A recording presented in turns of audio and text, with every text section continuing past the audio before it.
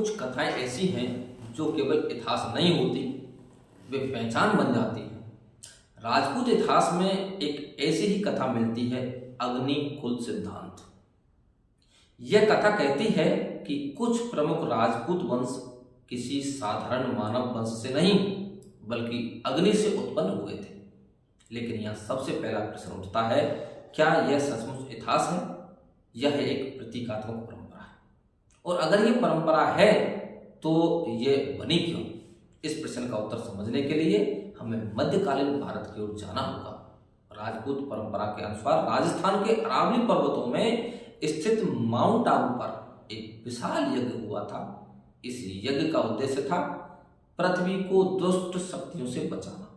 कथा के अनुसार उस समय भारत में अराजकता फैल गई थी, राक्षस और दानव पृथ्वी को परेशान कर रहे थे। तब ऋषियों ने एक महान यज्ञ करने का निर्णय लिया। यज्ञ की अग्नि से 4 महान योद्धा उत्पन्न हुए। ये 4 योद्धा 4 महान राजपूत वंशों के संस्थापक बने, चौहान, परमार, सोलंकी और प्रतिहार।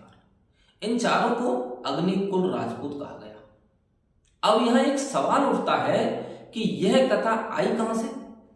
अग्निकुल सिद्धांत का सबसे प्रसिद्ध उल्लेख मध्यकालीन ग्रंथ पृथ्वीराज रासो में मिलता है। पृथ्वीराज रासो चंद्रवरदायी द्वारा लिखा गया काव्य माना जाता है। इस ग्रंथ में राजपूत वंशों की उत्पत्ति अग्निकुंड से बताई गई है। लेकिन इतिहासकारों ने जब इस कथा का अध्ययन किया तो कई प्रश्न उठे। सबसे पहला प्रश्न यह था कि अगर यह घटना इतनी महत्वपूर्ण थी तो इसका उल्लेख प्राचीन वैदिक या पौराणिक ग्रंथों में क्यों नहीं मिलता?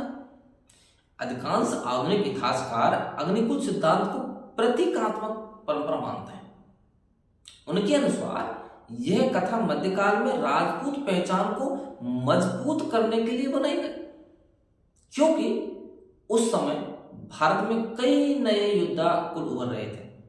इन कुलों को एक प्रतिष्ठित वंश परंपरा की आवश्यकता थी, इसलिए उन्हें एक पौराणिक उत्पत्ति से जोड़ दिया गया। अग्नि से उत्पत्ति का अर्थ था शुद्धता, वीरता और दिव्यता। मध्यकालीन भारत में सत्ता केवल तलवार से नहीं मिलती, सत्ता को वैधता भी चाहिए होती थी। अगर कोई वंश अपने को दैवी उत्पत्ति से जोड़ सके तो उसकी प्रतिष्ठा बढ़ जाती थी। इसी कारण अग्निकुल कथा राजपूत वंशों की प्रतिष्ठा बढ़ाने का माध्यम बनी। अग्निकुल सिद्धांत के अनुसार 4 प्रमुख वंश अग्नि से उत्पन्न हुए।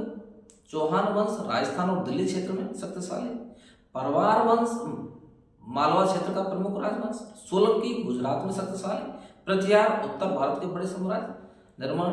इन चारों वंशों ने मध्यकालीन भारत की राजनीति में महत्वपूर्ण भूमिका निभाई। क्या यह पूरी तरह मिथक है?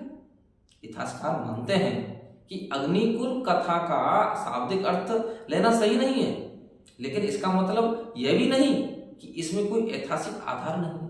संभव है कि इन वंशों की उत्पत्ति किसी विशेष योद्धा संघ या सैन्य समूह से हुई हो और बाद में उनकी प्रतिष्ठा बढ़ाने के लिए अग्निकुल कथा बनाई गई हो।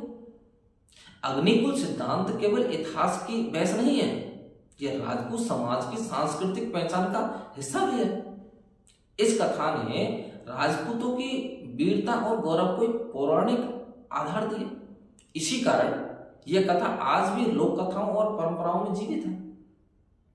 अग्निकुल सिद्धांत हमें एक महत्वपूर्ण बात सिखाता है कि इतिहास केवल तथ्यों से नहीं बनता, इतिहास परंपराओं और विश्वासों से भी बनता है। कई बार समाज अपनी पहचान का मजबूत करने के लिए ऐसी कथाएं बनाता है जो उसके गौरव को दर्शाते हैं। अग्निकुल कथा भी शायद ऐसी ही एक परंपरा है।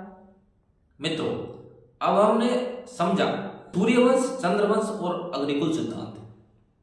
अब समय है उन वास्तविक राजवंशों को समझने का जिन्होंने मध्यकालीन भारत की राजनीति को बदल दिया, और उनमें सबसे पहला नाम है चौहान वंश।